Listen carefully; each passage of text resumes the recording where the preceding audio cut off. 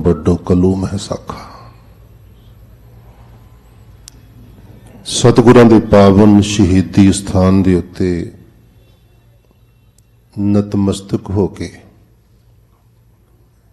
ਸਤਿਗੁਰਾਂ ਦੀ ਪਾਵਨ ਪਵਿੱਤਰ ਗੋਦ ਅੰਦਰ ਸਜ ਰਹੇ ਗੁਰੂ ਸਰੂਪ ਗੁਰੂ ਖਾਲਸਾ ਸਾਧ ਸੰਗਤ ਜੀਓ, ਵੱਡੇ ਭਾਗ ਨੇ ਇਸ ਸੰਸਾਰ ਵਿੱਚ ਉਹਨਾਂ ਗੁਰਸਿੱਖਾਂ ਦੇ ਜਿਹੜੇ ਸਤਿਗੁਰਾਂ ਦੇ ਚਰਨ ਪਰਸਦੇ ਨੇ, ਗੁਰੂ ਕੀ ਗੋਦ ਵਿੱਚ ਪਹੁੰਚਦੇ ਨੇ। ਸਬਦੂ ਵੱਡੇ ਭਾਗ ਗੁਰਸਿੱਖਾਂ ਕੇ ਜੋ ਗੁਰ ਚਰਨੀ ਸਿੱਖ ਪੜਦੇ ਆ। ਸਤਿਗੁਰਾਂ ਦੀ ਹਜ਼ੂਰੀ ਵਿੱਚ ਹੱਥ ਜੋੜਨ ਦਾ ਵੀ ਬਹੁਤ ਵੱਡਾ ਪੁੰਨ ਹੈ, ਨਮਸਕਾਰ ਦਾ ਵੀ ਬਹੁਤ ਵੱਡਾ ਪੁੰਨ ਹੈ। ਚੌਥੇ ਪਾਤਸ਼ਾਹ ਦੇ ਵਚਨ ਨੇ, ਕਰ ਸਾਧੂ ਅੰਜਲੀ ਪੁੰਨ ਵੱਡਾ ਹੈ, ਕਰ ਡੰਡਾਉਤ ਪੁੰਨ ਵੱਡਾ ਹੈ। ਵਡਭਾਗੀ ਜਨੋ, ਇਹ ਲਾਹਾ ਤੁਸੀਂ ਪ੍ਰਾਪਤ ਕਰ ਲਿਆ ਹੈ, ਕਰ ਚੁੱਕੇ ਹੋ। ਗੁਰਮੁਖ ਦਾ ਗੁਰਸਿੱਖ ਦਾ ਜੀਵਨ ਹੈ ਜਿਹੜਾ ਰੋਜ਼ਮਰਾ ਦੀ ਜ਼ਿੰਦਗੀ ਵਿੱਚ 4 ਕੰਮ ਕਰ ਲਵੇ ਨਾ, ਪੰਜਵੇਂ ਪਾਤਸ਼ਾਹ ਕਹਿੰਦੇ ਉਹਨੂੰ ਦਰਗਾਹ ਵਿੱਚ ਟਿਕਾਣਾ ਮਿਲ ਜਾਂਦਾ ਹੈ। ਪਿਆਰ ਨਾਲ ਆਖੋ ਸਤਨਾਮ ਸ੍ਰੀ ਵਾਹਿਗੁਰੂ। ਇਹ 4 ਕੰਮ ਕਿਹੜੇ ਨੇ? 2 ਕੰਮ ਤੇ ਤੁਸੀਂ ਘਰ ਵਿੱਚ ਹੀ ਕਰ ਸਕਦੇ ਹੋ। ਪਹਿਲਾ ਹੈ ਹਿਰਦੇ ਦੇ ਅੰਦਰ ਵਾਹਿਗੁਰੂ ਨੂੰ ਯਾਦ ਕਰਨਾ, ਆਰਾਧਨ ਕਰਨਾ। ਦੂਸਰਾ ਕੰਮ ਹੈ ਰਸਨਾ ਤੋਂ ਰੱਬ ਦੇ ਗੁਣ ਗਾਉਣੇ, ਵਾਹਿਗੁਰੂ ਵਾਹਿਗੁਰੂ ਵਾਹਿਗੁਰੂ, ਨਿਤਨੇਮ ਕਰਨਾ। ਇੰਡੀਵਿਜੂਅਲ ਹੈ, ਪਰਸਨਲ ਹੈ, ਵਿਅਕਤੀਗਤ ਹੈ। ਇਹ 2 ਕੰਮ। 2 ਕੰਮ ਕਰਨ ਵਾਸਤੇ ਕਿਤੇ ਗੁਰੂ ਕੀ ਹਜ਼ੂਰੀ, ਗੁਰੂ ਕੀ ਸੰਗਤ ਨਸੀਬ ਹੋ ਜਾਵੇ ਤੇ ਫਿਰ ਕਹਿਣਾ ਹੀ ਕੀ ਹੈ। ਉਹ ਹਨ ਅੱਖਾਂ ਦੇ ਨਾਲ। ਤੀਸਰਾ ਕੰਮ ਧਿਆਨ ਦੇਣਾ, ਅੱਖਾਂ ਦੇ ਨਾਲ ਸਤਿਗੁਰਾਂ ਦੇ ਦਰਸ਼ਨ ਦੀਦਾਰ ਕਰਨੇ। ਤੇ ਚੌਥਾ ਕੰਮ ਕੰਨਾਂ ਦੇ ਨਾਲ ਮੇਰੇ ਵਾਹਿਗੁਰੂ ਦੀ ਸਿਫਤ ਸਲਾਹ ਸਰਵਣ ਕਰਨੀ, ਕਥਾ ਕੀਰਤਨ ਸਰਵਣ ਕਰਨਾ। ਪਾਤਸ਼ਾਹ ਕਹਿੰਦੇ ਇਹ 4 ਕੰਮ ਕਰਦੇ ਰਹੋ ਰੋਜ਼ਮਰਾ ਦੀ ਜ਼ਿੰਦਗੀ ਵਿੱਚ, ਤੁਹਾਨੂੰ ਦਰਗਾਹੀ ਟਿਕਾਣਾ ਜਾਣੀ ਕਿ ਰੱਬ ਦੇ ਘਰ ਵਿੱਚ ਥਾਂ ਮਿਲ ਜਾਵੇਗੀ। ਪਾਤਸ਼ਾਹ ਦੇ ਬਚਨ ਮੈਂ ਆਪ ਦੇ ਨਜ਼ਰ ਕਰਦੇ ਹਾਂ। ਅੰਤਰ ਗੁਰ ਆਰਾਧਨਾ ਪਹਿਲਾ ਕੰਮ ਹੈ। ਜਿਹਵਾ ਜਪ ਗੁਰ ਨਾਉ, ਇਹ ਦੂਸਰਾ ਕੰਮ। ਤੀਸਰਾ ਹੁਣ ਆਪ ਸਮਝ ਲੈਣਾ, ਨੇਤਰੀ ਸਤਿਗੁਰ ਪੇਖਣਾ, ਸ਼ਰਵਣੀ ਸੁਨਣਾ ਗੁਰ ਨਾਉ। ਸਤਿਗੁਰ ਸੇਤੀ ਰਤਿਆ। ਪ੍ਰੇਮ ਵਿੱਚ ਆ ਕੇ ਕਿਤੇ ਇਹ ਕੰਮ ਕਰਦੇ ਰਹੀਏ, ਦਰਗਹ ਪਾਈਐ ਠਾਓ। ਇਹ ਗਰੰਟੀ ਹੈ, ਸਤਿਗੁਰੂ ਕਹਿੰਦੇ ਵੀ ਦਰਗਾਹ ਵਿੱਚ ਟਿਕਾਣਾ ਜ਼ਰੂਰ ਮਿਲੇਗਾ। ਆਸਾ ਦੀ ਵਾਰ ਦੇ ਕੀਰਤਨ ਸਰਵਣ ਕਰਨ ਦਾ ਸੁਭਾਗ ਮੇਰੇ ਪਾਤਸ਼ਾਹ ਨੇ ਬਖਸ਼ਿਸ਼ ਕੀਤਾ। ਇਸ ਸਥਾਨ ਦੇ ਰੋਜ਼ਮਰਾ ਦੇ ਨਿਤਨੇਮ ਅਨੁਸਾਰ ਚਲਦੀ ਹੋਈ ਲੜੀਵਾਰ ਕਥਾ, ਰਾਗ ਆਸਾ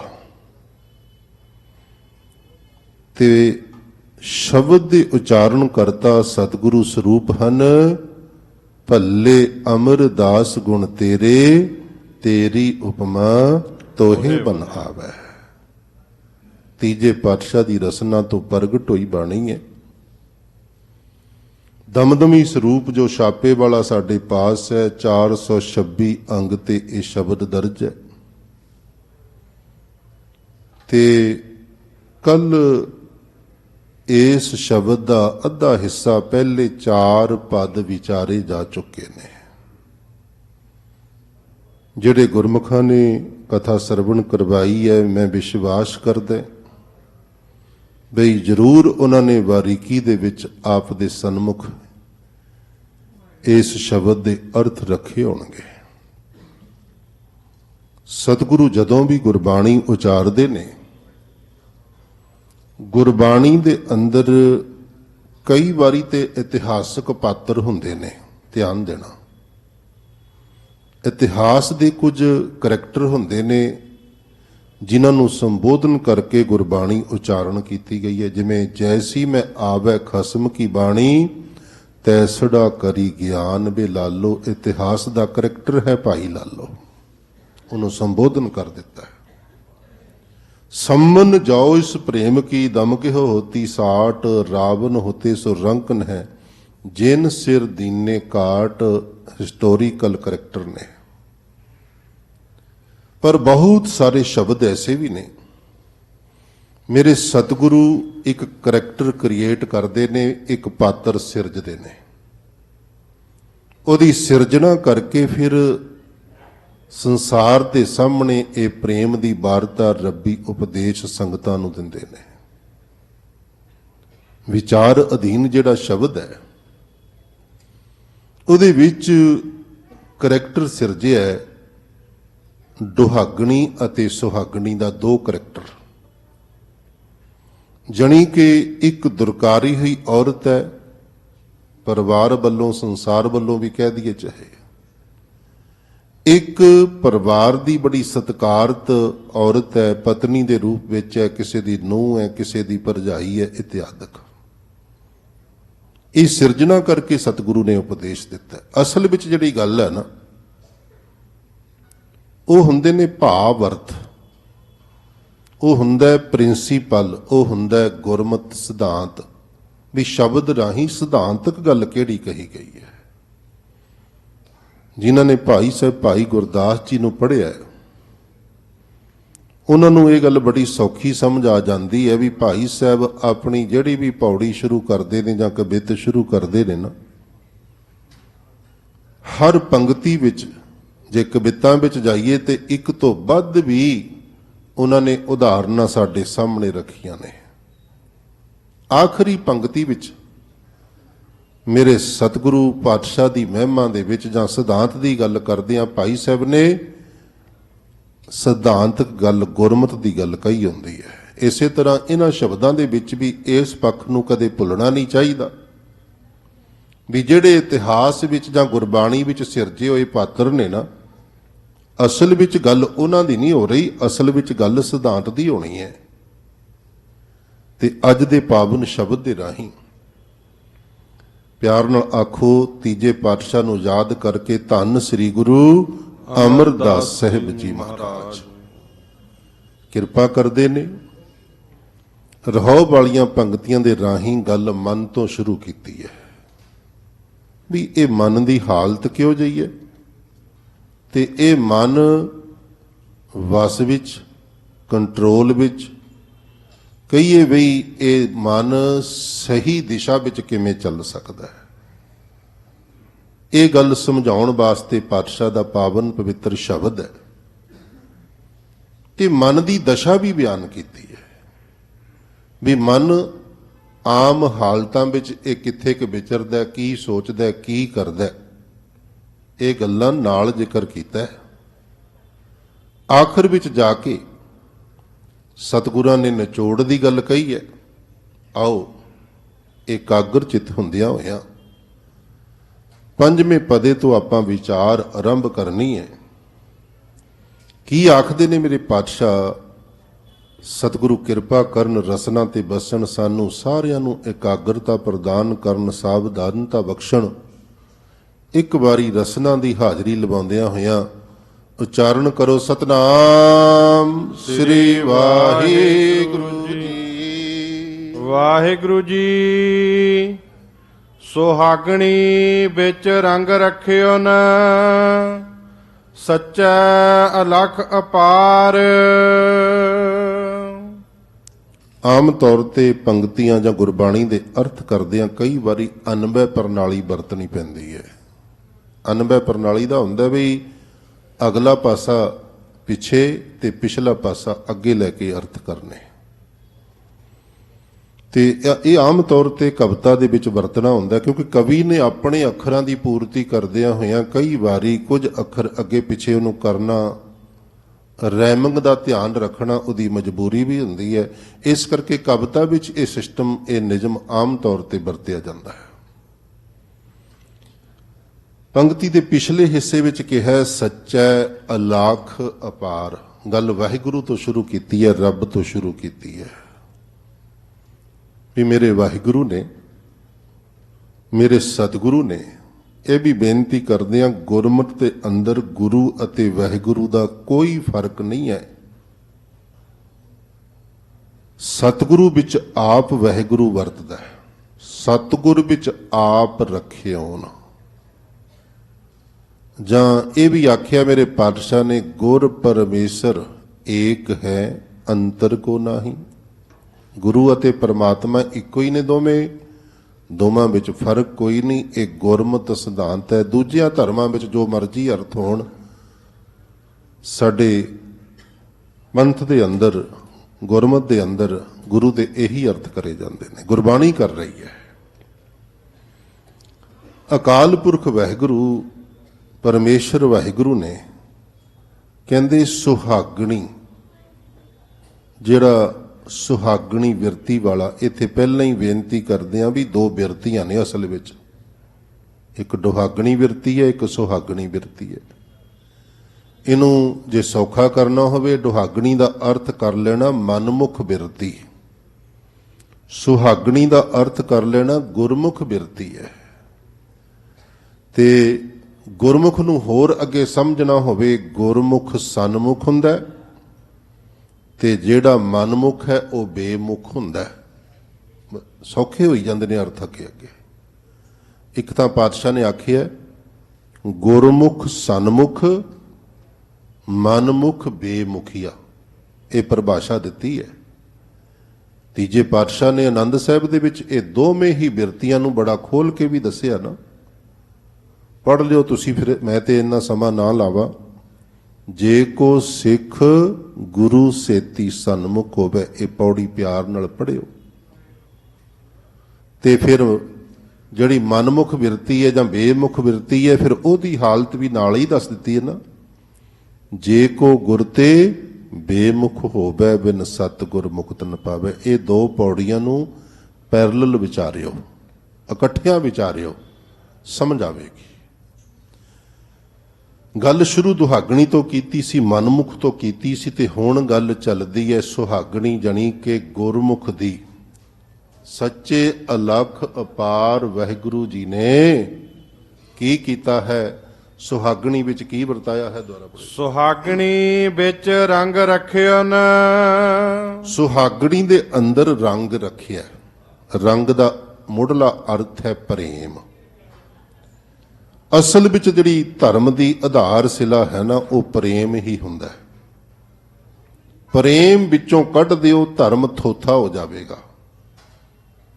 ਨਿੰਬੂ ਦਾ ਰਸ ਨਿਚੋੜ ਦਿੱਤਾ, ਬਾਕੀ ਕੀ ਬਚਿਆ ਨਿੰਬੂ ਵਿੱਚ।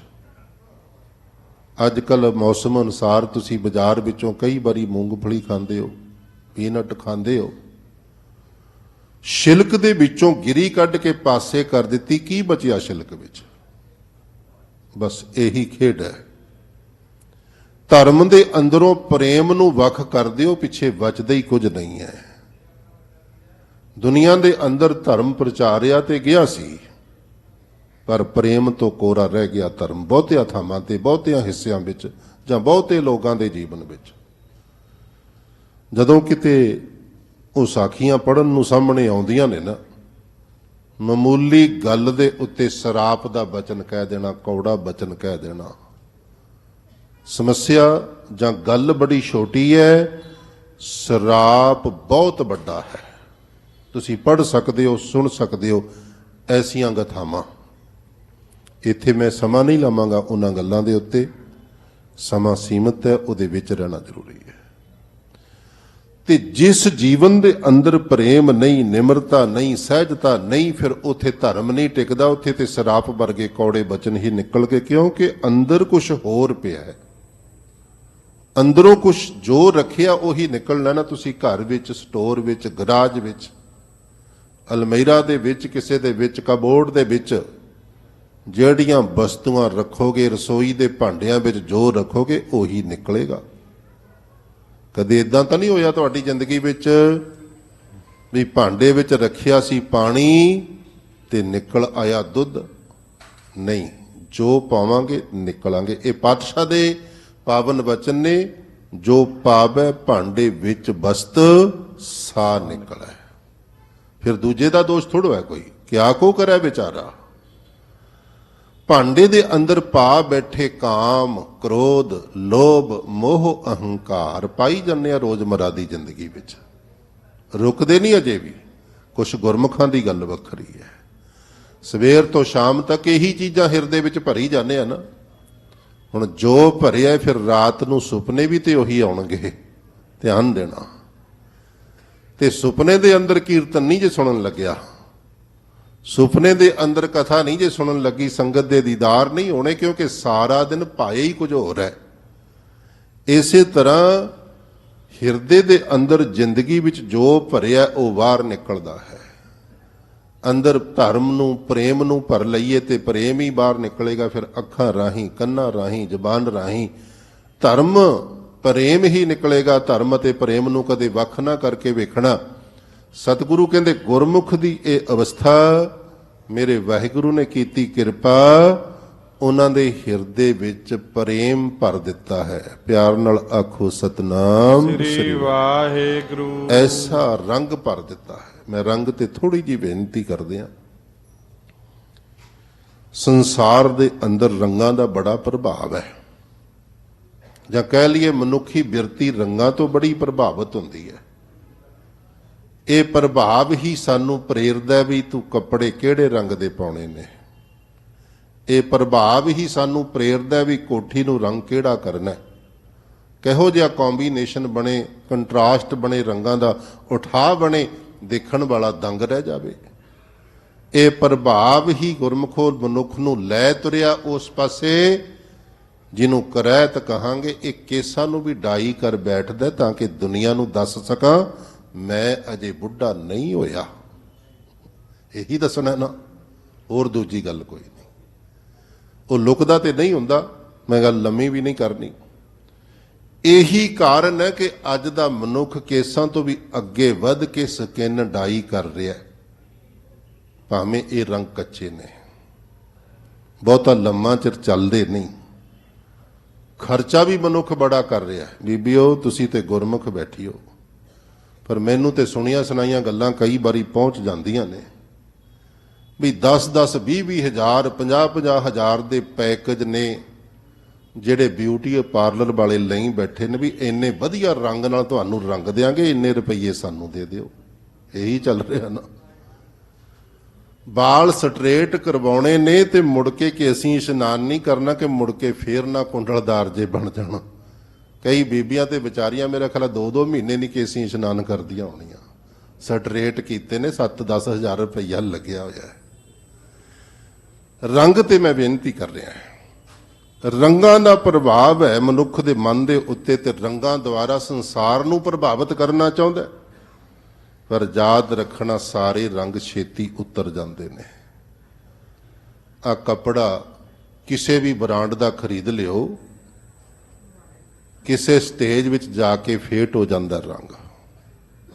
ਕੋਈ ਕੈਮੀਕਲ ਲੱਗ ਜਾਵੇ, ਕਾਸ਼ਤਕ ਸੋਡਾ ਹੋਵੇ, ਤੇਜ਼ਾਬ ਹੋਵੇ, ਕੋਈ ਹੋਰ ਹੋਵੇ, ਰੰਗ ਕਾਟ ਹੋਵੇ, ਲਲਾਰੀ ਲੋਕ ਬੜੀ ਜਲਦੀ ਰੰਗ ਉਤਾਰ ਦਿੰਦੇ ਨੇ। ਕਦੇ ਵੇਖਿਆ ਵੀ ਪ੍ਰੇਮ ਦਾ ਰੰਗ ਵੀ ਕਿਸੇ ਦਾ ਉਤਰ ਗਿਆ ਹੋਵੇ? ਜਿਨੀ ਚਾਖਿਆ ਪ੍ਰੇਮ ਰਸ ਸੇ ਤ੍ਰਿਪਤ ਰਹੇ ਅਗਾਏ। ਇੱਕ ਤੇ ਪਹਿਲਾ ਆਨੰਦ ਬਖਸ਼ਦਾ ਇਹ, ਦੂਸਰਾ ਗੁਰਮੁਖ ਪਿਆਰਿਓ ਦੁਨੀਆ ਨੇ ਉਹ ਸਰੀਰ ਰੂਪੀ ਕੱਪੜੇ, ਸਰੀਰ ਵੀ ਇੱਕ ਕੱਪੜਾ ਨਾ ਗੁਰਬਾਣੀ ਵਿੱਚ, ਕਰਮੀ ਆਵੇ ਕੱਪੜਾ, ਕਾਇਆ ਕੱਪੜ ਟੁਕ ਟੁਕ ਹੋਸੀ। ਇਹ ਸਰੀਰ ਰੂਪੀ ਕੱਪੜੇ ਦੁਨੀਆ ਵਾਲਿਆਂ ਨੇ ਚੀਰ ਚੀਰ ਕੇ ਵੇਖੇ। ਇਸੇ ਧਰਤੀ ਦੇ ਉੱਤੇ ਭਾਈ ਮਤੀ ਦਾਸ ਨੂੰ ਚੀਰ ਦਿੱਤਾ ਗਿਆ, ਸ਼ਹੀਦ ਕਰ ਦਿੱਤਾ ਗਿਆ। ਉਵਾਲ ਉਵਾਲ ਕੇ ਵੇਖਿਆ, ਦੇਗਾਂ ਦੇ ਵਿੱਚ ਭਾਈ ਦਿਆਲਾ ਜੀ ਨੂੰ ਉਵਾਲ ਦਿੱਤਾ। ਸਾੜ ਕੇ ਵੀ ਵੇਖਿਆ, ਰੂਮ ਵਿੱਚ ਲਪੇਟ ਕੇ ਭਾਈ ਸਤੀ ਦਾਸ ਜੀ ਨੂੰ ਮੈਂ ਫਿਰ ਬੇਨਤੀ ਕਰਦਿਆਂ, ਕੱਪੜਾ ਹੋ ਸਕਦਾ ਰੰਗ ਕਾਟ ਵਿੱਚ ਉਬਾਲਿਆ ਰੰਗ ਛੱਡ ਜਾਵੇ। ਅੱਗ ਵਿੱਚ ਸਾੜਿਆਂ ਤੇ ਹਰ ਕੱਪੜਾ ਹੀ ਰੰਗ ਛੱਡ ਦੇਵੇਗਾ, ਪਰ ਗੁਰੂ ਕੇ ਸਿੱਖਾਂ ਦਾ ਰੰਗ ਨਹੀਂ ਜੇ ਉਤਰਿਆ। ਭਾਵੇਂ ਸਰੀਰ ਦੁਫਾੜ ਹੋ ਗਏ, ਭਾਵੇਂ ਬੰਦ ਕੱਟੇ ਗਏ, ਭਾਵੇਂ ਖੋਪਰ ਉਤਰ ਗਏ, ਭਾਵੇਂ ਉਬਾਲ ਦਿੱਤੇ ਦੇਗਾਂ ਵਿੱਚ, ਭਾਵੇਂ ਸਾੜ ਦਿੱਤੇ ਰੂੰ ਦੇ ਨਾਲ।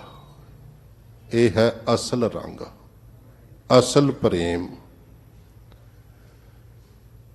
ਗੁਰਮੁਖੋ ਦੁਨੀਆ ਵਾਲੇ ਪ੍ਰੇਮ ਕਰਦੇ ਨੇ ਸਵਾਰਥ ਵਾਸਤੇ। ਮਨ ਮੁਖਾਂ ਕੇਰੀ ਦੋਸਤੀ, ਮਾਇਆ ਕਾ ਸੰਬੰਧ। ਮਾਇਆ ਦੇ ਸੰਬੰਧ ਨੇ ਇਹ ਮਨਮੁਖਾਂ ਦੀ ਦੋਸਤੀ। ਜਿਚਰ ਪਹਿਨਨ ਖਾਵਨੇ, ਜਿੰਨਾ ਚਿਰ ਤੇ ਬਲਵੀਰ ਸਿੰਘ ਦੀ ਜੇਬ ਦੇ ਵਿੱਚ 4 ਨੋਟ ਹਨ, ਦੋਸਤੀ ਚੱਲ ਰਹੀ ਹੈ। ਜਿੱਦਣ ਜੇਬ ਹੁੰਦੀ ਵੇਖੀ ਖਾਲੀ, ਪ੍ਰਾਪਰਟੀ ਲਾਗੀ ਨੇੜੇ, ਫਿਰ ਦਲਵੀਰ ਸਿਉ ਕਹਿੰਦਾ, ਚੱਲ ਬਲਵੀਰ ਸਿਆ ਹੁਣ ਆਪਣਾ ਰਿਸ਼ਤਾ ਖਤਮ। ਮਨ ਮੁਖਾਂ ਕੇਰੀ ਦੋਸਤੀ, ਮਾਇਆ ਕਾ ਸੰਬੰਧ। ਜਿਚਰ ਪਹਿਨਨ ਖਾਵਨੇ, ਤਿਚਰ ਰੱਖਣ ਗੰਢ। ਇੰਨਾ ਕਿ ਰਿਸ਼ਤਾ ਹੈ, ਇੰਨਾ ਕਿ ਪ੍ਰੇਮ ਹੈ ਦੁਨੀਆ ਦਾ, ਮਾਇਆ ਦਾ ਪ੍ਰੇਮ ਹੈ। ਪਰ ਗੁਰਮੁਖਾਂ ਦਾ ਰੱਬ ਨਾਲ ਪ੍ਰੇਮ, ਗੁਰੂ ਪਿਆਰਿਓ, ਕਿਸੇ ਵੀ ਸਟੇਜ ਵਿੱਚ ਜਾ ਕੇ ਫਿੱਕਾ ਨਹੀਂ ਪੈਂਦਾ। ਸਤਿਗੁਰੂ ਕਹਿੰਦੇ ਨੇ ਵੀ ਇਹ ਸੁਹਾਗਣੀਆਂ ਹਨ, ਇਹ ਗੁਰਮੁਖ ਹਨ। ਵਾਹਿਗੁਰੂ ਨੇ ਕਿਰਪਾ ਕਰ ਦਿੱਤੀ ਉਹਨਾਂ ਦੇ ਵਿੱਚ, ਹਿਰਦਿਆਂ ਦੇ ਵਿੱਚ ਇਹ ਪ੍ਰੇਮ ਰੂਪੀ ਰੰਗ ਚਾੜ ਦਿੱਤਾ ਹੈ। ਸਤਿਗੁਰ ਸੇਵਨ ਆਪਣਾ, ਸੱਚੈ ਭਾਏ ਪਿਆਰ। ਇਹ ਪ੍ਰੇਮ ਸਮਝ ਕਿੱਥੋਂ ਆਇਆ? ਸਤਿਗੁਰ ਸੇਵਨ ਆਪਣਾ, ਸਤਿਗੁਰੂ ਦੀ ਸੇਵਾ ਦੇ ਵਿੱਚੋਂ। ਸੇਵਾ ਦੇ ਰੂਪ ਬਹੁਤ ਨੇ, ਸਾਰੇ ਹੀ ਰੂਪ ਪ੍ਰਵਾਨ ਨੇ। ਗੁਰਮੁਖੋ, ਗੁਰੂ ਘਰ ਆਉਣੇ ਐ, ਸਭ ਤੋਂ ਪਹਿਲਾਂ ਜੋੜਾ ਘਰ ਵਿੱਚ ਆਪਾਂ ਜੋੜਾ ਉਤਾਰਦੇ ਹਾਂ, ਤੇ ਯਾਦ ਰੱਖਣਾ ਸੇਵਾ ਇੱਥੋਂ ਹੀ ਸ਼ੁਰੂ ਹੋ ਜਾਂਦੀ ਹੈ। ਇੱਥੋਂ ਚਲਦਿਆਂ ਲੰਗਰ ਦੇ ਬਰਤਨਾਂ ਦੀ ਸੇਵਾ, ਵਰਤਾਉਣ ਦੀ ਸੇਵਾ, ਸਫਾਈਆਂ ਦੀ ਸੇਵਾ, ਤੇ ਗੁਰੂ ਗ੍ਰੰਥ ਸਾਹਿਬ ਮਹਾਰਾਜ ਦੀ ਪ੍ਰਤੱਖ ਰੂਪ ਵਿੱਚ ਸੇਵਾ, ਚੌਰ ਸਾਹਿਬ ਤੱਕ ਜਿਹੜੀ ਸੇਵਾ, ਇਹ ਸੇਵਾਵਾਂ ਸਾਰੀਆਂ ਹੀ ਪ੍ਰਵਾਨ ਨੇ। ਪ੍ਰੇਮ ਨਾਲ ਕੋਈ ਕਰੇਗਾ, ਸਤਿਗੁਰੂ ਮਨਜ਼ੂਰ ਕਰਨਗੇ, ਬਖਸ਼ਿਸ਼ਾਂ ਕਰਨਗੇ। ਇਹ ਤੋਂ ਬਾਅਦ ਇਹ ਤਾਂ ਹੈ ਕੰਮ ਟੂ ਲਰਨ। ਇੱਥੇ ਆਏ ਆ ਸਿੱਖਣ ਵਾਸਤੇ। ਇਹ ਤੋਂ ਬਾਅਦ ਵਾਪਸ ਜਾਣਾ ਨਾ, ਜੌਬ ਤੇ ਜਾਣਾ, ਸ਼ੌਪ ਤੇ ਜਾਣਾ, ਆਫਿਸ ਜਾਣਾ, ਕਿਸੇ ਨੇ ਆਪਣੇ ਹੋਰ ਧੰਦੇ ਵਿੱਚ ਜਾਣਾ। ਉਹ ਹੈ ਗੋ ਟੂ ਸਰਵ। ਉੱਥੇ ਜਾ ਕੇ ਅਸਲ ਵਿੱਚ ਸੇਵਾ ਕਰਨੀ ਹੈ। ਸਾਨੂੰ ਤੇ ਮਾਫ ਕਰਨਾ, ਘਰ ਵੜਨ ਤੋਂ ਪਹਿਲਾਂ ਸੇਵਾ ਭੁੱਲ ਜਾਂਦੀ ਹੈ। ਗੁਰਮੁਖੋ, ਕਿਤੇ ਘਰ ਜਾ ਕੇ ਮਹਿਸੂਸ ਕਰੀਏ ਵੀ ਜਿਹੜੀ ਗੁਰਦੁਆਰੇ ਸੰਗਤ ਨੂੰ ਮੈਂ ਸ਼ਰਧਾ ਨਾਲ ਫਤਿਹ ਬੁਲਾ ਰਿਹਾ ਸੀ, ਜਿਹੜੀ ਸੰਗਤ ਦੇ ਜੋੜੇ ਝਾੜ ਕੇ ਆਏ ਆ, ਜਿਹਦੇ ਝੂਠੇ ਬਰਤਨ ਮਾਂਜਣ ਵਾਸਤੇ ਇੱਕ ਤੋਂ ਦੂਏ ਤੋਂ ਅੱਗੇ ਹੋ ਕੇ ਖੋਹਦਾ ਸੀ ਮੈਂ ਬਰਤਨ, ਵੀ ਮੈਨੂੰ ਸੇਵਾ ਮਿਲ ਜਾਵੇ, ਤੇ ਘਰ ਜਾ ਕੇ ਕਿਚਨ ਦੇ ਸਿੰਕ ਵਿੱਚ ਪਏ ਬਰਤਨਾਂ ਨੂੰ ਵੇਖ ਕੇ ਮੱਥੇ ਤਿਉੜੀ ਪੈ ਗਈ ਹੈ ਬੀਬੀ ਦੇ। ਸੱਸ ਨੇ ਭਾਂਡੇ ਹੀ ਨਹੀਂ ਮਾਂਜੇ। ਜੇ ਸੱਸ ਗਈ ਹੈ ਤਾਂ ਨੂੰਹ ਨੇ ਭਾਂਡੇ ਨਹੀਂ ਮਾਂਜੇ। ਇਹ ਹੈ ਸਾਡੀ ਸਿੱਖੀ। ਗੁਰੂ ਪਿਆਰਿਓ, ਕਿਤੇ ਮਹਿਸੂਸ ਕਰੀਏ ਵੀ ਉਹ ਭਾਂਡੇ ਵੀ ਸੰਗਤ ਦੇ ਹਨ। ਆਖੋ ਸਤਨਾਮ ਸ੍ਰੀ ਵਾਹਿਗੁਰੂ। ਉਹ ਕੱਪੜੇ ਵੀ ਗੁਰੂ ਕੀ ਸੰਗਤ ਦੇ ਹਨ, ਸਿੱਖਾਂ ਦੇ ਹਨ। ਪਰਿਵਾਰ ਵਾਲੇ ਕਿਹੜਾ ਕੋਈ ਬਾਹਰੋਂ ਪਾਪੀ ਆਏ ਹੋਏ ਨੇ, ਉਹ ਵੀ ਤੇ ਸਿੱਖ ਨੇ ਗੁਰੂ ਕੇ। ਜਦੋਂ ਫੀਲਿੰਗ ਇੱਕ ਹੋਵੇਗੀ ਨਾ, ਅੰਦਰੋਂ ਬਾਹਰੋਂ ਇੱਕ ਹੋਵਾਂਗੇ, ਕਿਤੇ ਮਹਿਸੂਸ ਹੋ ਜਾਵੇ ਬਈ ਸੰਗਤ ਅਤੇ ਪਰਿਵਾਰ ਵਿੱਚ ਕੋਈ ਫਰਕ ਨਹੀਂ। ਦਸਮ ਪਾਤਸ਼ਾਹ ਦੀ ਬਾਣੀ ਤੇ ਰੋਜ਼ ਹੀ ਪੜ੍ਹਦੇ ਹੋ ਨਾ, ਸੁਖੀ ਬਸੈ ਮੋਰੋ ਪਰਿਵਾਰਾ, ਕਿਹੜੇ ਸੇਵਕ ਸਿੱਖ ਸਭੈ ਕਰਤਾਰਾ। ਸਾਰੇ ਹੀ ਮੇਰੇ ਸਿੱਖ ਪਿਆਰ ਵਾਲੇ ਨੇ, ਭੈਣ ਭਰਾ ਹਨ ਇਤਿਆਦਿਕ। ਤੇ ਜਿਸ ਦਿਨ ਮਹਿਸੂਸ ਹੋ ਗਿਆ ਵੀ ਪਰਿਵਾਰ ਵੀ ਸੰਗਤ ਹੈ ਤੇ ਸੰਗਤ ਵੀ ਪਰਿਵਾਰ ਹੈ, ਜਿਸ ਦਿਨ ਮਹਿਸੂਸ ਹੋ ਗਿਆ ਵੀ ਸੰਸਾਰ ਵੀ ਸੰਗਤ ਹੈ ਤੇ ਸੰਗਤ ਵੀ ਸੰਸਾਰ ਹੈ, ਫਿਰ ਆਪਣਾ ਜੀਵਨ ਜਦੋਂ ਇੱਕ ਮਿੱਕ ਹੋਇਆ ਨਾ, ਫਿਰ ਅੰਦਰੋਂ ਤੇ ਬਾਹਰੋਂ ਇੱਕ ਹੋ ਜਾਣਾ। ਇੱਥੋਂ ਸਿੱਖ ਕੇ ਗਈ ਹੋਈ ਸੇਵਾ ਸੰਸਾਰ ਵਿੱਚ ਜਾ ਕੇ ਕਰਾਂਗੇ, ਉਦੋਂ ਗੱਲ ਬਣਨੀ ਹੈ। ਇਹ ਸੇਵਾ ਦਾ ਪਹਿਲਾ ਰੂਪ ਹੈ। ਫਿਰ ਅਗਲੇ ਅਰਥ ਨੇ ਸੇਵਾ ਦੇ ਸਿਮਰਨ। ਸੇਵਾ ਨੇ ਸਿਮਰਨ ਬਣ ਜਾਣਾ ਹੈ। ਔਰ ਇਦਾਂ ਹੀ ਬਣਨਾ ਹੈ। ਜੇਕਰ ਗੁਰੂ ਘਰ ਦੀ ਸੇਵਾ ਨੂੰ ਭੁੱਲੀਏ ਨਾ ਦੁਨੀਆ ਵਿੱਚ ਵਿਚਰਦਿਆਂ, ਉੱਥੇ ਵੀ ਉਹੀ ਮਹਿਸੂਸ ਹੋਵੇ, ਫੀਲਿੰਗ ਉਸੇ ਤਰ੍ਹਾਂ ਦੀ ਰਹੇ, ਤੇ ਸਮਝ ਲਓ ਸਿਮਰਨ ਬਣ ਗਿਆ ਹੈ। ਅੰਦਰ ਜਦੋਂ ਸਿਮਰਨ ਚੱਲ ਪਿਆ, ਹਰ ਵੇਲੇ ਸਤਿਗੁਰੂ ਯਾਦ ਹੈ, ਭੁੱਲਦਾ ਹੀ ਨਹੀਂ। ਹਰ ਘਟਨਾ ਨਾਲ, ਹਰ ਕਦਮ ਨਾਲ, ਹਰ ਕਰਮ ਨਾਲ ਸਤਿਗੁਰੂ ਦੀ ਯਾਦ ਅੰਦਰ ਤਾਜ਼ਾ ਹੋ ਰਹੀ ਹੈ। ਗੁਰਬਾਣੀ ਦੀਆਂ ਪੰਕਤੀਆਂ ਚੇਤੇ ਆ ਰਹੀਆਂ ਨੇ। ਸਮਝ ਲੈਣਾ ਇਹ ਸਿਮਰਨ ਦੀ ਖੇਡ ਵਰਤੀ ਹੈ। ਤੇ ਗੁਰਦੇਵ ਕਹਿੰਦੇ ਵੀ ਸਤਿਗੁਰੂ ਨੇ ਕਿਰਪਾ ਕੀਤੀ, ਸਿਮਰਨ ਅੰਦਰ ਵਸਿਆ। ਉਹ ਭਾ ਗਏ, ਮੇਰੇ ਸਤਿਗੁਰੂ ਨੂੰ ਬੜੇ ਹੀ ਚੰਗੇ ਲੱਗੇ ਹਨ। ਸੁਹਾਗਣੀ ਸਿਗਾਰ ਬਣਾਇਆ, ਗੁਣ ਕਾ ਗਾਲੇ ਹਾਰ। ਅਸੀਂ ਤੇ ਬੜੇ ਸ਼ਿੰਗਾਰ ਕਰਦੇ ਆਂ, ਮਹਿੰਗੀ ਮਹਿੰਗੀ ਡਾਇਮੰਡ ਜਵੈਲਰੀ ਲੈ ਕੇ ਵੀ ਪਾਈ ਜਾਂਦੀ ਹੈ। ਆ ਜਿਹੜੇ NRI ਆਉਂਦੇ ਨੇ ਨਾ, ਮੋٹے ਮੋٹے ਸੰਗਲ ਸੋਨੇ ਦੇ ਗਲਾਂ ਵਿੱਚ ਪਾ ਕੇ ਘੁੰਮਦੇ ਨੇ ਇੰਡੀਆ ਵਿੱਚ ਆ ਕੇ, ਫਿਰ ਨੌਜਵਾਨਾਂ ਨੂੰ ਪ੍ਰਭਾਵਿਤ ਕਰਦੇ ਨੇ ਵੀ ਚਲੋ ਕੈਨੇਡਾ, ਉੱਥੇ ਬੜਾ ਸੋਨਾ ਹੈ। ਉੱਥੇ ਜਾ ਕੇ ਭਾਵੇਂ ਛੱਤ ਵੀ ਨਸੀਬ ਨਾ ਹੋਵੇ। ਸਾਡੇ ਬੱਚੇ ਸਟੂਡੈਂਟਸ ਜਿਹੜੇ ਜਾ ਰਹੇ ਨੇ ਨਾ, ਬਹੁਤੇ ਪੁਲਾਂ ਦੇ ਹੇਠਾਂ ਰਾਤਾਂ ਕੱਟਦੇ ਨੇ ਗਰਮੀਆਂ ਦੇ ਵਿੱਚ। ਸਰਦੀ ਵਿੱਚ ਤੇ ਚਲੋ ਨਹੀਂ ਕੱਟੀਆਂ ਜਾਂਦੀਆਂ। ਕੋਈ ਬਹੁਤਾ ਵਧੀਆ ਨਹੀਂ ਜੋ ਅਸੀਂ ਪੇਸ਼ ਕੀਤਾ, ਪਰ ਕਾਰਨ ਸੋਨੇ ਨਾਲ ਅਸੀਂ ਪ੍ਰਭਾਵਿਤ ਕੀਤਾ ਦੁਨੀਆ ਨੂੰ, ਸ਼ਿੰਗਾਰ ਕੀਤੇ ਐਸੇ ਦੁਨੀਆ ਨੂੰ ਪ੍ਰਭਾਵਿਤ ਕਰਨ ਵਾਸਤੇ। ਕਦੇ ਸਤਿਗੁਰੂ ਦੀ ਗੱਲ ਸੁਣੀ ਹੋਵੇ ਨਾ, ਧੰਨ ਸ੍ਰੀ ਗੁਰੂ ਨਾਨਕ ਦੇਵ ਸਾਹਿਬ ਮਹਾਰਾਜ ਦੇ ਬਚਨ, ਆਸਾ ਦੀ ਵਾਰ। ਗੁਰਦੇਵ ਕਹਿੰਦੇ ਕਾਹਨੂੰ ਐਵੇਂ ਮਿੱਟੀ ਨੂੰ ਸ਼ਿੰਗਾਰਦਾ ਫਿਰਦਾ, ਸਵਾਹ ਨੂੰ ਸ਼ਿੰਗਾਰਦਾ ਫਿਰਦਾ। ਲੱਖ ਟਕਿਆਂ ਕੇ ਮੁੰਦੜੇ, ਲੱਖ ਟਕਿਆਂ ਕੇ ਹਾਰ, ਜਿਤ ਤਨ ਪਾਈ ਹੈ ਨਾਨਕਾ ਸੇ ਤਨ ਹੋਵੇ ਸ਼ਾਰ। ਸ਼ਿੰਗਾਰ ਗੁਰਮੁਖ ਕਰਦੇ ਨੇ, ਪਰ ਦੁਨੀਆ ਨੂੰ ਵਿਖਾਉਣ ਵਾਸਤੇ ਨਹੀਂ। ਉਹਨਾਂ ਦਾ ਸ਼ਿੰਗਾਰ ਹੈ ਸ਼ੁਭ ਗੁਣਾਂ ਦਾ। ਉਹਨਾਂ ਦੇ ਜੀਵਨ ਵਿੱਚ ਨਿਮਰਤਾ ਹੈ, ਜੀਵਨ ਵਿੱਚ ਪਿਆਰ ਹੈ, ਸੁਭਾਅ ਦੇ ਵਿੱਚ ਇਹ ਗੱਲਾਂ ਵਸੀਆਂ ਹੋਈਆਂ ਨੇ। ਪਰਉਪਕਾਰ ਦੀ ਭਾਵਨਾ, ਦਸਵੰਧ ਰਾਹੀਂ ਸੇਵਾ ਕਰਨੀ ਸੰਗਤਾਂ ਦੀ, ਸੰਸਾਰ ਦੀ, ਅਨੇਕਾਂ ਉਹ ਗੁਣ ਜਿਹੜੇ ਸ਼ਿੰਗਾਰ ਦਾ ਹਿੱਸਾ ਬਣਦੇ ਨੇ। ਸਭ ਤੋਂ ਵੱਡਾ ਗਹਿਣਾ ਜਿਹਨੂੰ ਕੋਈ ਲੁੱਟ ਖੋ ਸਕਦਾ ਹੀ ਨਹੀਂ, ਜਨ ਨਾਨਕ ਅੰਤ ਵਾਰ ਨਾਮ ਗਹਿਣਾ। ਆ ਤਾਂ ਗਹਿਣੇ ਕਿਸੇ ਨੇ ਪਾਏ ਨੇ ਨਾ, ਜਦੋਂ ਕਿਸੇ ਬਜ਼ੁਰਗ ਦੀ ਹੋਈ ਮੌਤ, ਪੁੱਤ ਨੂੰਹਾਂ ਭੱਜ ਭੱਜ ਕੇ ਰਾਤ ਨੂੰ ਇਕੱਠੇ ਹੋ ਕੇ ਸਲਾਹ ਜੀ ਕਰਦੇ ਨੇ ਵੀ ਸਵੇਰੇ ਲੋਕਾਂ ਦੇ ਆਉਣ ਤੋਂ ਪਹਿਲਾਂ ਪਹਿਲਾਂ ਆ ਗਹਿਣੇ ਪਾਸੇ ਕਰ ਲਈਏ, ਸਾਹਮਣੇ ਚੰਗੇ ਨਹੀਂ ਲੱਗਣਾ ਲਾਉਂਦੇ। ਬੇਬੇ ਦੀਆਂ ਬਾਲੀਆਂ ਪਹਿਲਾਂ ਲਾ ਕੇ ਪਾਸੇ ਕਰ ਲਈਏ, ਬਾਪੂ ਦੀ ਮੁੰਦਰੀ ਅਰ ਕੜਾ ਪਹਿਲਾਂ ਪਾਸੇ ਕਰ ਲਈਏ। ਲਾ ਲੈਂਦਾ ਸੰਸਾਰ, ਪਰ ਨਾਮ ਦਾ ਗਹਿਣਾ ਲਾ ਕੇ ਵਿਖਾਵੇ ਕੋਈ। ਜੇ ਨਾਮ ਅੰਦਰ ਵਸਿਆ ਗੁਰਮੁਖ ਪਿਆਰਿਓ, ਪਰਲੋਕ ਤੱਕ ਨਾਲ ਹੀ ਜਾਏਗਾ। ਆਖੋ ਸਤਨਾਮ ਸ੍ਰੀ ਵਾਹਿਗੁਰੂ। ਸੁਖਮਨੀ ਸਾਹਿਬ ਤੁਸੀਂ ਪੜ੍ਹਦੇ ਜ਼ਰੂਰ ਹੋ, ਪਰ ਕਦੇ ਆ ਪੰਗਤੀਆਂ ਵਿਚਾਰ ਕੇ ਪੜ੍ਹਿਓ। ਜਹ ਮਾਤ ਪਿਤਾ ਸੁਤ ਮੀਤ ਨ ਭਾਈ, ਮਨ ਊਹਾ ਨਾਮ ਤੇਰਾ ਸੰਗ ਸਹਾਈ। ਪੂਰੀ ਪੌੜੀ ਪੜ੍ਹ ਲਿਓ, ਬਹੁਤ ਗੱਲਾਂ ਕਹੀਆਂ ਹੋਈਆਂ ਨੇ। ਸੋ ਗੁਰਮੁਖਾਂ ਨੇ ਇਹ ਸ਼ਿੰਗਾਰ ਕੀਤਾ ਹੈ ਗੁਣਾਂ ਵਾਲਾ, ਤੇ ਸਤਿਗੁਰੂ ਨੂੰ ਬੜੇ ਚੰਗੇ ਲੱਗੇ। ਪ੍ਰੇਮ ਪਿਰਮਲ ਤਨ ਲਾਵਣਾ, ਅੰਤਰ ਰਤਨ ਵਿਚਾਰ। ਆ ਇੱਕ ਹੋਰ ਵੀ ਸਾਡਾ ਸੁਭਾਅ ਏ, ਆ ਸਾਡੇ ਵਾਲਾ ਲਾਣਾ ਵੀ ਵਰਤਦਾ, ਅਸੀਂ ਕਿਹੜਾ ਵੱਖਰੇ ਆ। ਪਰਫਿਊਮ ਵਾਰ-ਵਾਰ ਵਰਤਣਾ, ਕਿਉਂ ਵਰਤਣਾ ਪੈਂਦਾ ਕਦੇ ਸੋਚਿਆ? ਅੰਦਰ ਗੰਦਗੀ ਹੈ ਤਾਂ ਵਰਤਣਾ ਪੈਂਦਾ। ਸਾਹ ਲੈਨੇ ਆ, ਕਾਰਬਨ ਡਾਈਆਕਸਾਈਡ ਬਾਹਰ ਨਿਕਲਦੀ ਹੈ, ਗੰਦੀ ਹੈ, ਪੋਲਿਊਟਡ ਹੈ। ਉਹ ਤੋਂ ਬਾਅਦ ਕੰਨਾਂ ਚੋਂ ਰੇਸ਼ਾ ਨਿਕਲਦਾ, ਗੰਦਾ ਹੈ। ਅੱਖਾਂ ਚੋਂ ਰੇਸ਼ਾ ਨਿਕਲਦਾ, ਗੰਦਾ ਹੈ। ਮੂੰਹ ਚੋਂ ਥੁੱਕ ਵੀ ਨਿਕਲਦਾ ਤੇ ਗੰਦਾ ਹੈ। ਅਸੀਂ ਗੰਦਾ ਮੰਨ ਰਹੇ ਹਾਂ। ਇਹ ਅੰਦਰ ਗੰਦਗੀ ਹੈ, ਅੰਦਰ ਗੰਦਗੀ ਹੈ ਤੇ ਬਾਹਰੋਂ ਸ਼ਿੰਗਾਰੀ ਜਾਂਦੇ ਆ ਵੀ ਕਿਸੇ ਨੂੰ ਪਤਾ ਨਾ ਲੱਗ ਜਾਵੇ। ਰਾਤ ਪੈਗ ਲਾਇਆ ਸੀ ਤੇ ਨਾਲ ਬੈਠਾ ਕਿਤੇ ਸਮਝ ਨਾ ਜਾਵੇ, ਅਜੇ ਵੀ ਮੂੰਹ ਚੋਂ ਬੋ ਆਉਂਦੀ ਹੈ। ਫਿਰ ਕਹਿੰਦਾ ਛੋਟੀ ਇਲਾਇਚੀ ਹੈ ਇੱਥੇ ਕਿਤੇ, ਕੋਈ ਹੋਰ ਚੀਜ਼ ਵਰਤ ਲਈਏ। ਇਹ ਕੁਝ ਦੁਨੀਆ ਕਰ ਰਹੀ ਹੈ। ਇੱਕ ਦਿਨ ਮੇਰੀ ਕਾਰ 'ਚ ਬਹਿ ਗਿਆ ਸੱਜਣ, ਤੇ ਜਦੋਂ ਉਹਦੇ ਮੂੰਹ ਚੋਂ ਇਲਾਇਚੀਆਂ ਦੀ ਸੁਗੰਧੀ ਆਈ, ਮੈਂ ਕਿਹਾ ਵੀ ਇਹ ਦੱਸ ਰਾਤ ਕੀ ਕੀਤਾ? ਕਹਿੰਦਾ ਜੀ ਕੁਝ ਨਹੀਂ ਕੀਤਾ। ਮੈਂ ਕਿਹਾ ਵੀ ਆਪ ਮੰਨ ਜਾਵੇਂ ਗੱਲ ਵਧੀਆ, ਦੱਸ ਤਾਂ ਮੈਂ ਵੀ ਦੇਣਾ ਹੀ ਹੈ। ਮੈਂ ਕਿਹਾ ਇਹ ਦੱਸ ਵੀ ਸ਼ਰਾਬ ਕਿਹੜੀ ਪੀਤੀ ਸੀ? ਕਹਿੰਦਾ ਜੀ ਬੀਅਰ ਪੀਤੀ ਸੀ। ਕੋਈ ਹੋਰ ਪੀਂਦੇ ਹੋਣਗੇ, ਮੈਨੂੰ ਤੇ ਬਰਾਂਡਾਂ ਦਾ ਥੋੜ੍ਹਾ ਪਤਾ ਹੈ, ਪਤਾ ਨਹੀਂ ਕਿੰਨੇ ਕੁ ਨਾਮ ਹੋਣਗੇ ਇਹਨਾਂ ਚੀਜ਼ਾਂ ਦੇ। ਕਿਉਂ ਲੈਚੀਆਂ ਖਾਣਾ ਸਵੇਰੇ ਸਵੇਰੇ? ਕਿਉਂਕਿ ਅੰਦਰ ਗੰਦਗੀ ਪਾਈ ਸੀ ਰਾਤ।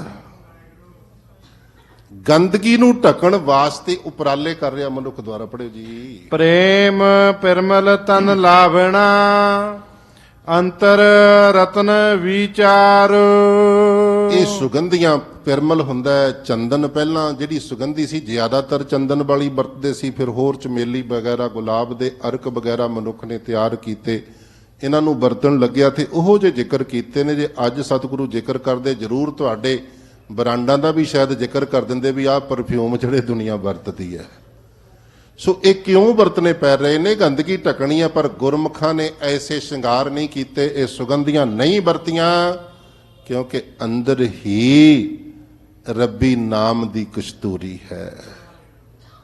ਜਦੋਂ ਜ਼ਬਾਨ ਤੋਂ ਕੋਈ ਸ਼ਬਦ ਨਿਕਲਦਾ ਬੜਾ ਹੀ ਪਿਆਰ ਵਾਲਾ, ਨਿਮਰਤਾ ਵਾਲਾ ਨਿਕਲਦਾ, ਮਿੱਠਾ ਨਿਕਲਦਾ, ਸੁਣਨ ਵਾਲਿਆਂ ਦੇ ਸੀਨੇ ਸਰਸਬਜ਼ ਕਰ ਦਿੰਦਾ ਹੈ। ਇਹ ਗੁਰਮੁਖਾਂ ਦੀ ਦਸ਼ਾ ਹੈ। ਵੇਖਦੇ ਨੇ ਨਿਮਰਤਾ ਨਾਲ, ਸ਼ਰਧਾ ਨਾਲ ਵੇਖ ਕੇ ਉਹਨਾਂ ਦੀਆਂ ਅੱਖਾਂ ਵਿੱਚੋਂ ਰੱਬ ਝਲਕ ਪੈਂਦਾ ਹੈ। ਗੁਰਮੁਖੋ ਹਰ ਅੰਗ ਵਿੱਚੋਂ ਇਹ ਸੁਗੰਧੀ ਗੁਣਾਂ ਵਾਲੀ ਬਾਹਰ ਆਉਂਦੀ ਹੈ। ਇਹ ਗੁਣਾਂ ਦਾ ਸੁਗੰਧੀ ਉਹਨਾਂ ਨੇ ਆਪਣੇ ਜੀਵਨ ਵਿੱਚ ਲਾਈ ਹੈ। ਭਗਤ ਰਤੇ ਸੇ ਉਤਮਾ, ਜਤ ਪਤ ਸਬਦੇ ਹੋਏ। ਜਿਹੜੇ ਭਗਤੀ ਵਿੱਚ ਰੱਤੇ ਗਏ, ਰੱਤੇ ਗਏ ਭਾਵ ਇਕਮਿਕ ਹੋ ਗਏ, ਰੰਗੇ ਗਏ।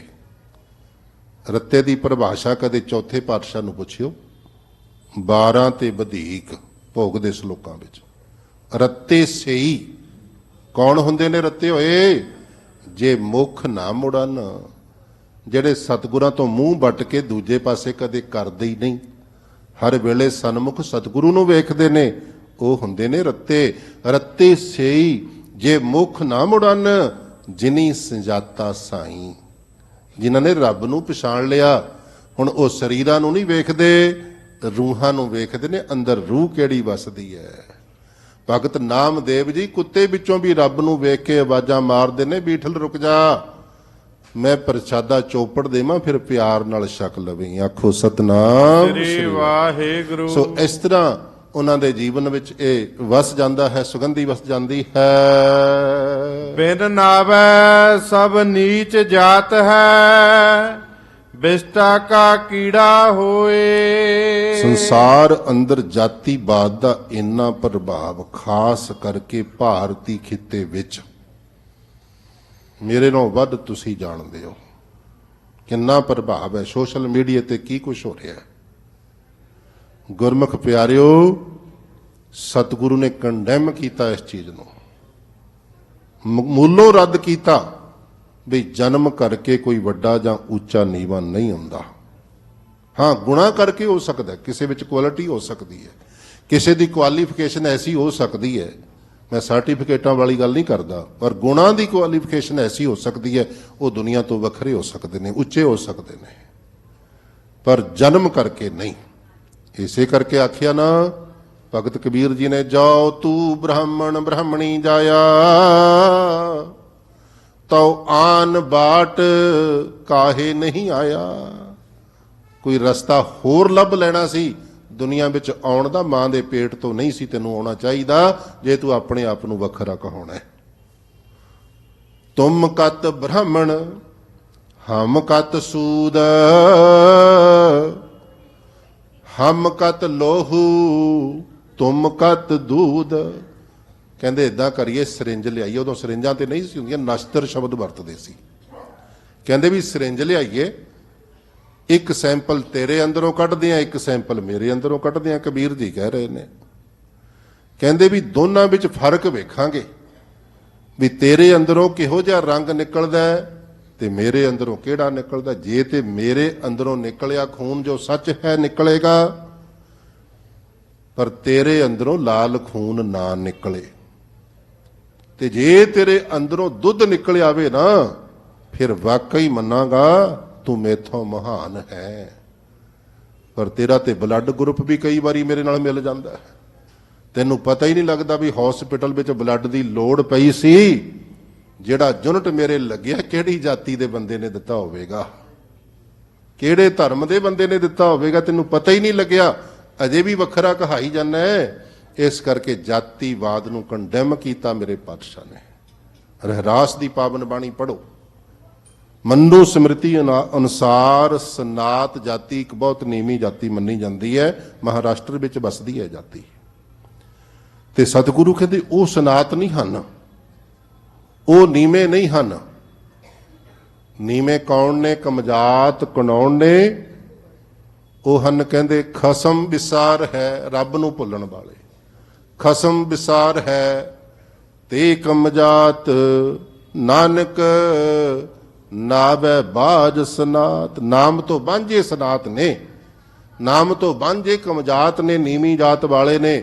ਬੰਦਗੀ ਵਾਲੇ ਕਿਵੇਂ ਨੀਵੇਂ ਹੋ ਸਕਦੇ ਨੇ?